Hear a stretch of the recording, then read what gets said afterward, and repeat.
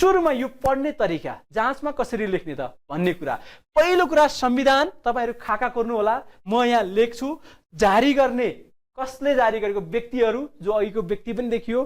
कहिले जारी भयो, जारी मिति र भाग, धारा र अनुसूची कति थिए र यो कहिलेबाट लागू भएको थियो, किनकि जारी भएकै मितिमा लागू नभएका पनि छन्।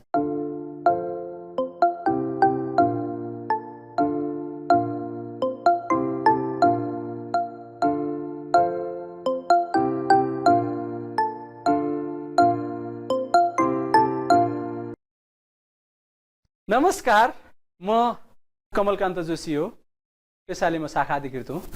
अहिले हामी नेपालको संवैधानिक विकासक्रम गर्ने सिलसिलामा छौं र यसभन्दा पहिले हामीले संविधान केही चित्रहरू हेर्नुस् है। नेपालको संवैधानिक विकासक्रमका निम्ति नेपालको चित्र, संविधान के हो, संविधान कसरी बनेको थियो भन्ने एउटा व्यवहारिक चित्रहरू, चित्रका माध्यमबाट, र संविधानलाई डिफाइन गर्दाखेरि बोलिङ ब्रुक्सले के भने, ब्ल्याक्स ल डिक्सनरीले कसरी डिफाइन गर्यो है, र संविधान के त लेख्ने तरिकाले भन्दाखेरि संविधान के हो भन्ने कुरा गरेका छौं।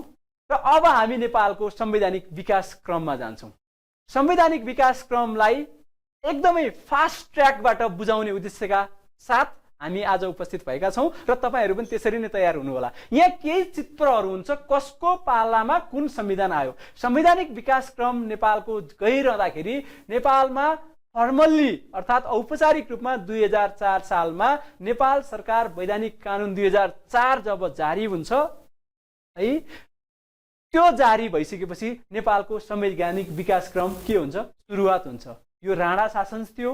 राणा शासनको पद्म शमशेरको पालामा जुन चित्र यहाँ तपाईले देख्नु भएको छ, 2004 सालको संविधान वैधानिक कानून, नेपाल सरकार वैधानिक कानून 2004 को व्यक्ति जसको पालामा यो संविधान जारी भएको थियो उहाँ हुनुहुन्छ। त्यसैगरी अर्को व्यक्ति पनि हुनुहुन्छ 2007 सालमा को हो, 2007 सालमा राजा त्रिभुवन। त्यसैगरी 2015 सालमा 2000 संसदीय जुन एउटा व्यवस्था थियो, 2015 सालमा राजा महेन्द्र। त्यसैगरी 19 सालमा राजा महेन्द्र। त्यसैगरी 2047 सालमा राजा वीरेन्द्र। 2063 सालमा राजा ज्ञानेन्द्र नेपालका राजा थिए। त्यसैगरी यो संविधान सभाको बैठकबाट 2072 सालको संविधान जारी भएको थियो। अब तपाईले यो चित्र हेरिरहँदाखेरि तपाईले के याद गर्नु पर्यो, सुरुको पहिलो ड्राफ्ट भने 4 सालमा 2004 लेख्नुहोस् हो, 2007 मा 2015 2019 है, 2047 2063 2072। तर 2072 संविधानको नाम लेखिएको छैन। यद्यपि यो कुरा चाहिँ तपाईले सुरुमा माइन्डमा राख्नुस्। अब यसलाई पढ्ने एउटा तरिका छ। यो संविधान नेपालका संविधानहरु कसरी कुनै स्थिति हुँदै यहाँ आइपुग्यो भन्ने कुराको लागि सकेसम्म चित्रहरूले यो प्रस्तुत गर्छ। र यति भइसकेपछि अब हामी तपाईलाई सुरुमा यो पढ्ने तरिका, जाँचमा कसरी लेख्ने त भन्ने कुरा।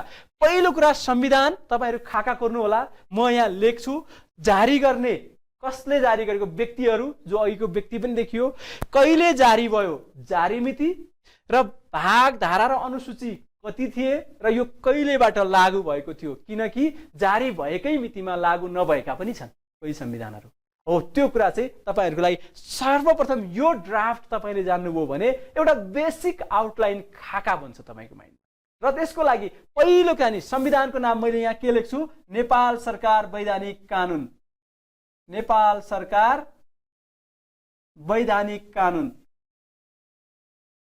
नेपाल सरकार वैधानिक कानून, यो संविधानको नाम हो। यो जारी गर्ने व्यक्ति या निकायको, कहिलेकाहीँ निकाय पनि छ, प्रतिनिधि सभाबाट जारी भएको छ नेपालको संविधान है, संविधान सभाबाट जारी भएको छ।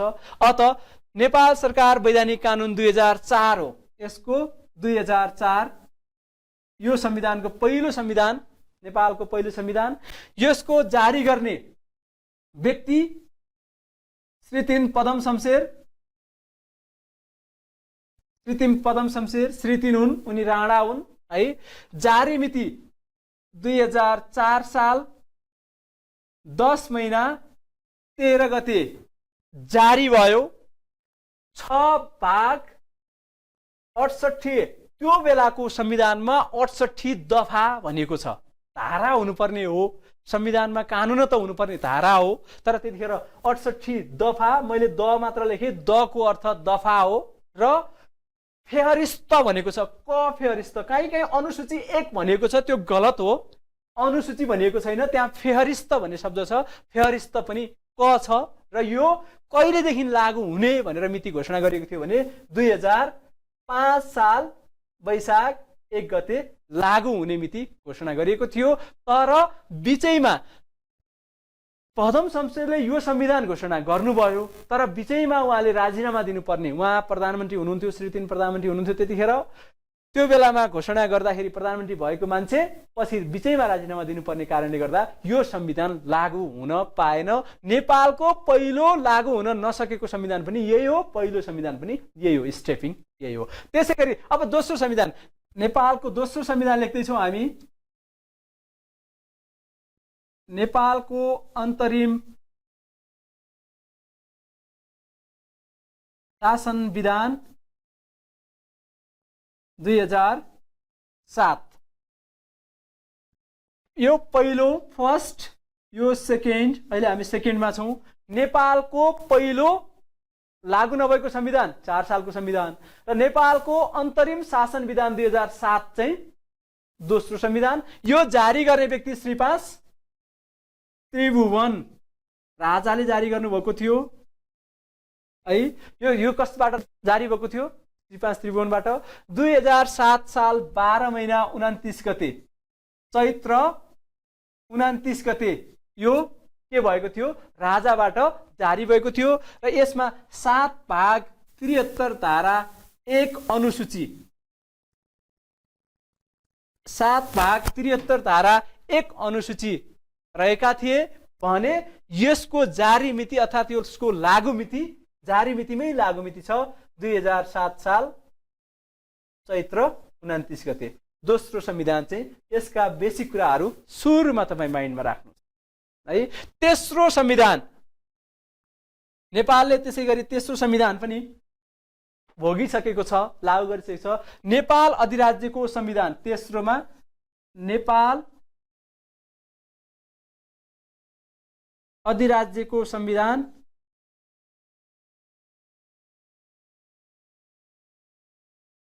2015 संसदीय शासन व्यवस्थाको सुरुवात भइसकेपछि जारी भएको यो एउटा संविधान है। यो चाहिँ श्री 5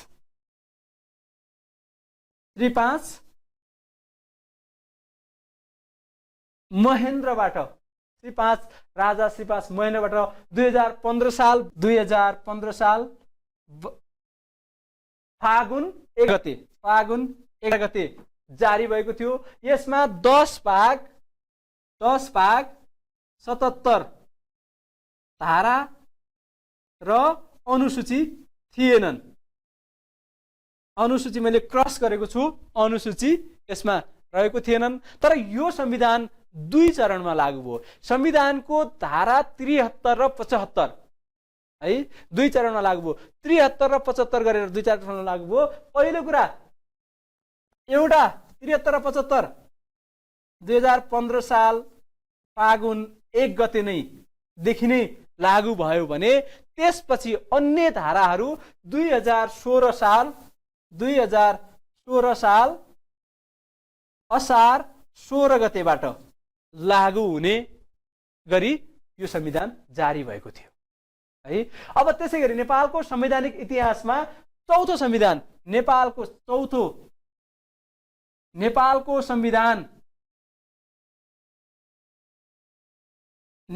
संविधान 2019 पञ्चायती व्यवस्थाको सूत्रपात गरेको संविधान थियो।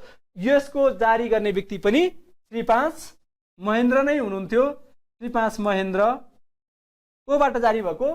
नेपालका राजा, तत्कालीन नेपालका राजा श्री 5 महेन्द्र। र 2019 साल पुस 1 गतेबाट यो लागू भएको थियो। यो त्यही दिन जारी भएको थियो र त्यही मितिमा लागू पनि भएको हो। यसमा 20 भाग 96 धारा र 6 अनुसूची, यो क्वेशन्स तपाईँलाई कहिले पनि सोधेको छ। 20 भाग 97 धारा र 6 अनुसूची रहेका थिए है। यो संविधान 2019 साल 9 महिना 1 गतेबाट नै लागू गरिएको थियो है। अब त्यसै गरी अर्को संविधान, नेपालको अर्को 5th संविधान, नेपालको इतिहासमा 5औं संविधान, नेपाल अधिराज्यको है, नेपाल अधिराज्यको संविधान 2047 रहेको थियो। यो कसले जारी गरेका थिए? 2047 यो राजा वीरेन्द्रले जारी गर्ने, राजा वीरेन्द्र, श्री 5 वीरेन्द्र भने पनि हुन्छ है। राजा वीरेन्द्रले जारी गरेका थिए। यो कहिले जारी गरेका थिए? 2047 7 महिना 23 गते जारी भएको थियो। यो यसमा कति भाग र धाराहरू रहेका थिए भन्दाखेरि 23 भाग 133 धारा र 3 अनुसूची रहेका थिए र यो जारी भएकै मितिदेखि नै लागू भएको थियो। त्यो भनेको 2047 साल 7 महिना 23 गते नै लागू भएको थियो। र त्यसै गरी नेपालको इतिहासमा अर्को संविधान, नेपालको अन्तरिम शासन नम्बर 6, नेपालको अन्तरिम संविधान 2063 लागू भएको छ। यो कसको पालामा जारी गर्ने? प्रतिनिधि सभाले जारी गरेको संविधान हो यो है। दोस्रो जनआन्दोलन पश्चात पुनर्स्थापित प्रतिनिधि सभाले जारी गरेको। यहाँनिर चाहिँ व्यक्ति आएको छ, अघिदेखि यहाँदेखि निकाय आएको छ। प्रतिनिधि सभा एउटा निकाय हो, राजनीतिक निकाय है। यहाँभन्दा पहिले व्यक्तिले जारी गरेको थियो र यसमा यो संविधान जारी मिति 2063 साल 10 महिना 1 गते, माघ 1 गते जारी भएको थियो। त्यही दिनदेखि यो लागू पनि भएको थियो भने यसमा कतिवटा भाग, धारा र अनुसूची रहेका थिए? 25 भाग 167 धारा र 4 अनुसूची रहेका थिए र 2063 साल 10 महिना 1 गते, माघ 1 गतेबाट नै यो लागू गरिएको थियो। र यसका पछाडि, अब यस पछाडि हामीले गर्ने संविधान, नेपालको संविधान, म 7औं भनेर यहाँ लेख्छु, तपाईहरुले देख्नुहुनेछ। 7औं संविधान जुन अहिले हामीले वर्तमान समयमा गर्नुपर्ने छ त्यो संविधान है। हामीले जसको अहिले मैले देखाएँ तपाईहरुलाई, यहाँ छ त्यो संविधान। यो संविधान चाहिँ यसको डिटेलिङ यसरी गर्छौं। यसको नाम के हो? नेपालको संविधान मात्रै छ यसको नाम, नेपालको संविधान।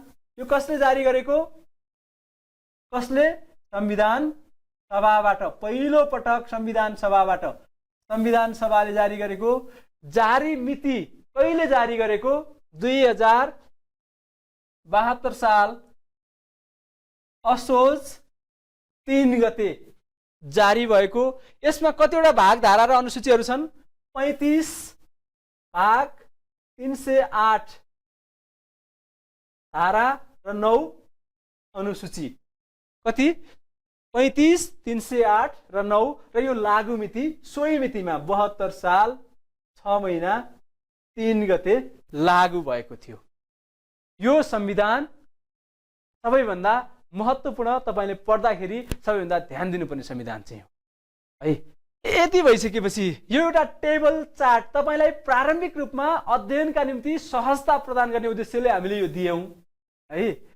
मलाई थाहा छ तपाईले मेरो ह्यान्डराइटिङ पनि बुझ्नु भएको छैन कतिले, हुन त मैले भन्दै बोल्दै लेख्दै गरेको छु, तर अब यही कुरालाई पर्फेक्सन्सतिर लैजाँदाखेरि हामीसँग यो पीपीटी पनि छ।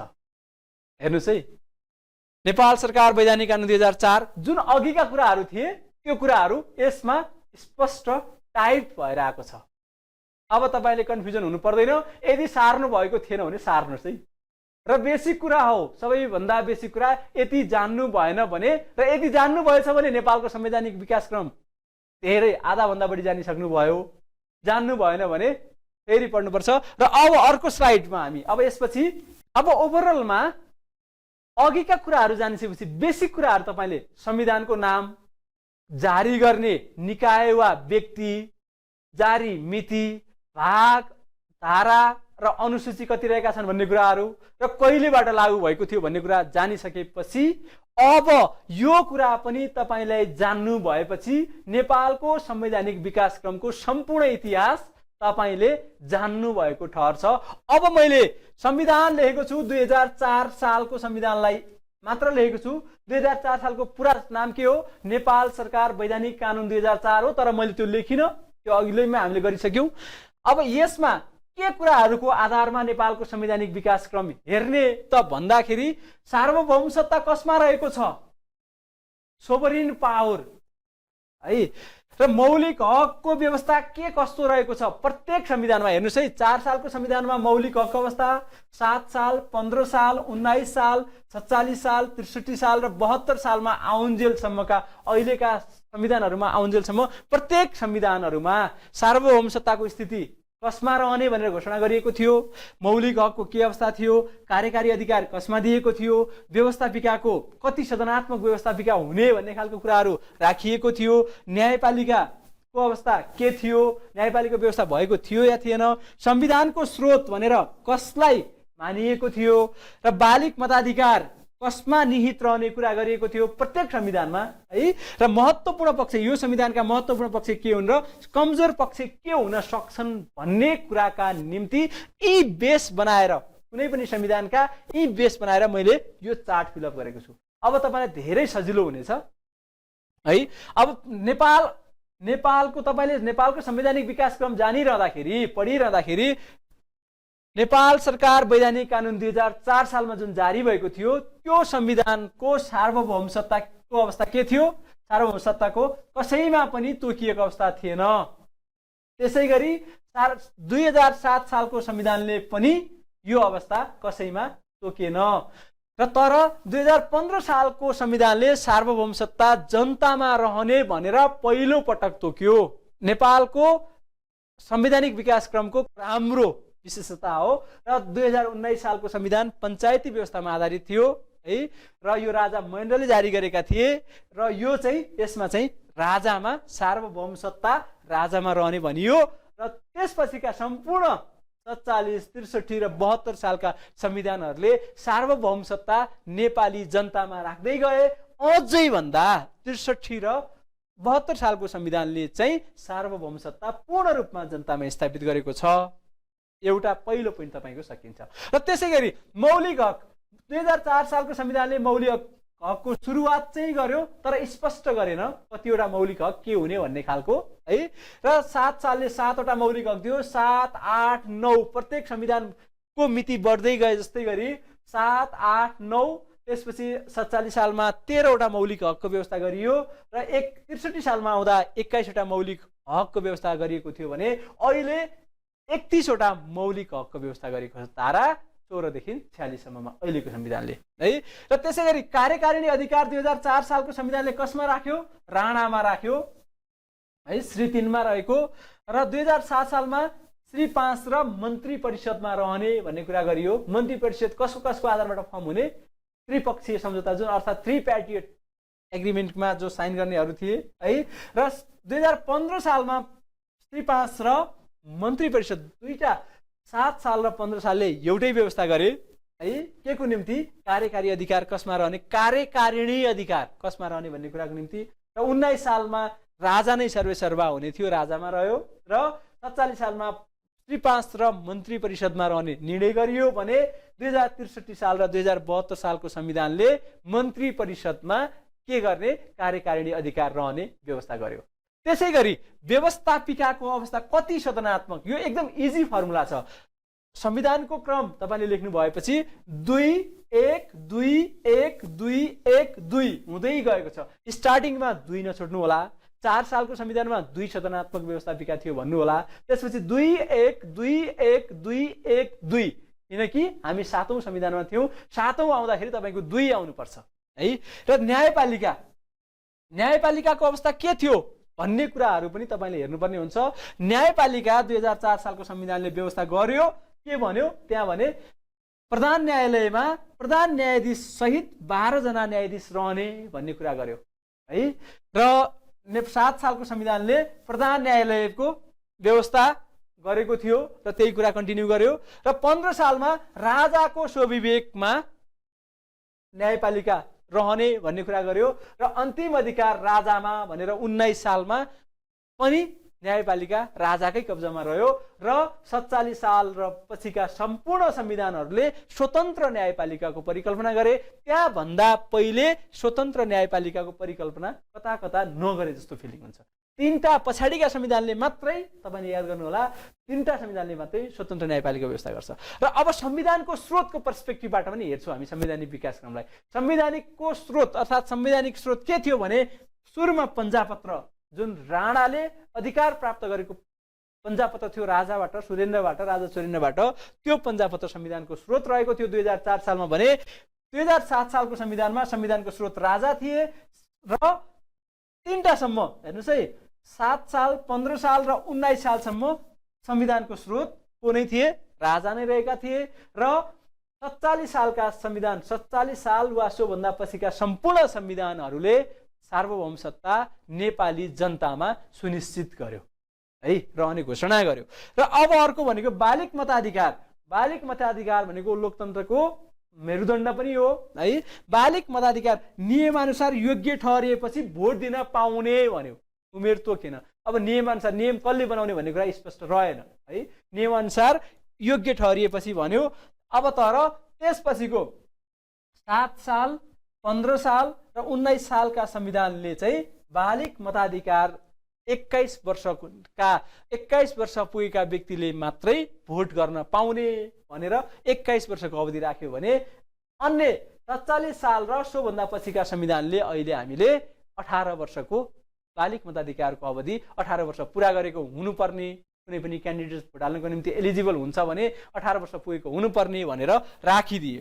त्यसै गरी अर्को महत्त्वपूर्ण पक्ष, यसका के महत्त्वपूर्ण पक्ष हुन्छन् भन्ने कुराको पर्सपेक्टिभबाट हेर्दा 2004 सालमा 2टा यी संवैधानिक आयोगको संवैधानिक अङ्गको व्यवस्था गरियो। के प्रधान जाँचकी, जुन अहिलेको मलेप, महालेखा परीक्षक र दरखास्त परिषद भनेर 2टा संवैधानिक अङ्गहरू। संवैधानिक अङ्गको महत्त्व किन हुन्छ? यी अङ्गहरू संविधानत काम, कर्तव्य र अधिकार किटिएका हुन्छन् यी अङ्गहरूको, यो कुरा चाहिँ यहाँ लेख्नुपर्छ।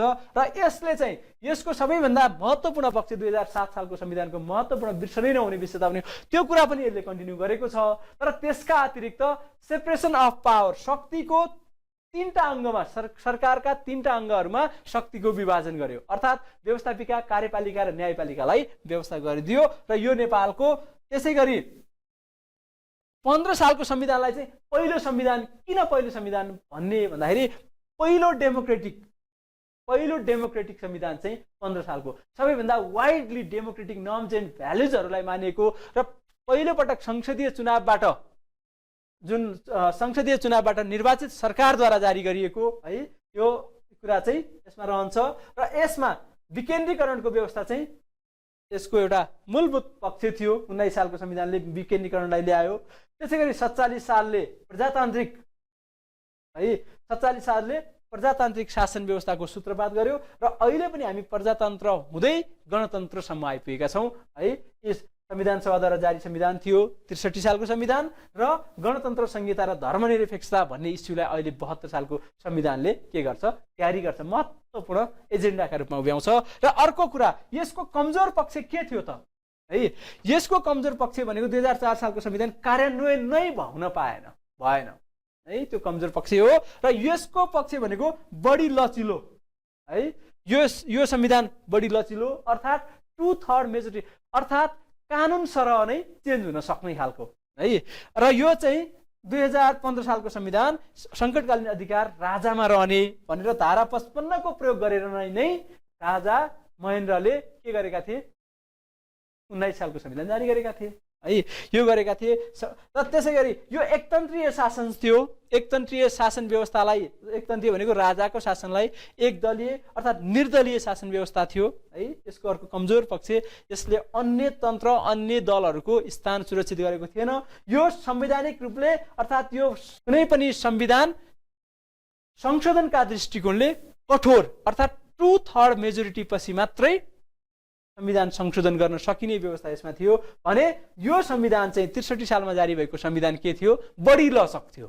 हेर्नुहोस् त, संविधान बढी लचक पनि हुन नहुने र कठोर पनि हुन नहुने, अर्थात् 12 पटकसम्म हामीले संशोधन भोग्यौँ। 63 सालदेखि 72 सालको बिचसम्ममा 12 पटक संशोधन हुनुपर्ने भनेको बढी नै लचक भएर हो। र अर्को भनेको अहिलेको संविधान जुन 72 सालमा जारी भएको संविधान छ, यो संविधान बढी महत्त्वकांक्षी छ भनिन्छ। सबै कुरा यसमा समाजवादप्रति उन्मुख है, गरिब निमुखा कसैलाई पनि नछोडेको, मौलिक हक पनि त्यति नै व्यवस्था गरेको, राज्यका निर्देशक सिद्धान्तको पनि त्यस्तै व्यवस्था गरेको, यी सम्पूर्ण कुराहरू ओभरअलमा हेर्दाखेरि बढी महत्त्वकांक्षी संविधान भन्ने कुरा चाहिँ यसमा देखिन्छ। धन्यवाद।